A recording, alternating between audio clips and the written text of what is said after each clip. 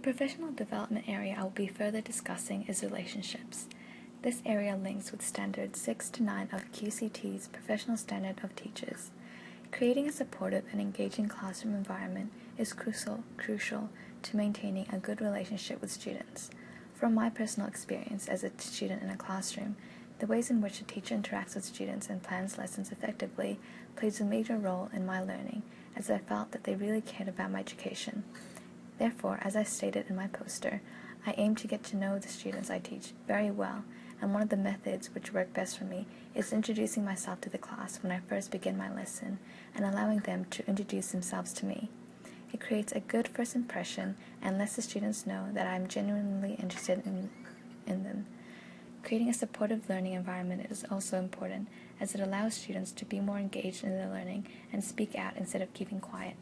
Therefore, I plan my lessons, which involve a lot of class discussion, through mind maps on the whiteboard where students contribute ideas. And another activity I have performed is creating a circle of chairs in the middle of the room and passing around a ball, which allowed the student holding the ball to speak. These activities allowed individual voices and opinions to be heard. Numerous collaborative group work activities have also been made part of my lessons, as students can share ideas and feel like they are contributing to the task. These activities are also carefully managed and closely monitored to ensure participation from all students and respectful behavior. Although teaching involves developing a relationship with students in the classroom, it also involves developing a good relationship with colleagues, parents, and the community. Teacher aides were present in a lot of classrooms I have taught, especially the low-level classrooms. Discussing the learning abilities and disabilities of students is done during my observation classes in order to understand and cater for the needs of individual students. During staff meetings, I make sure to listen attentively to the discussion, to take on board what has been said, and asking questions is something I also love to do in order to know the various ways in which different teachers teach.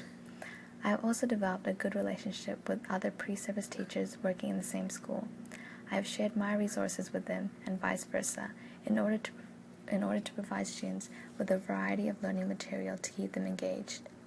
As I have recently taught at a Lutheran school, I was introduced to their beliefs, codes of ethics, and school principles which were unfamiliar to me. One school program I was involved in was a school chapel. My home class was in charge of leading the next chapel, and so I assisted with brainstorming ideas and creating a presentation which was presented to the school community. The final topic I will be discussing is developing a good relationship with student parents. By communicating constantly with parents, you show that you are trying to do the best you can to help their child and understand why they may be struggling. As I have previously stated in my poster, I have been in contact with a few parents of my students during my field experience, as these parents were interested in knowing about the new student teacher teaching their child. I felt this was understandable, and I had received positive feedback from these parents about my lessons, about how I have helped their child, which is always a good feeling.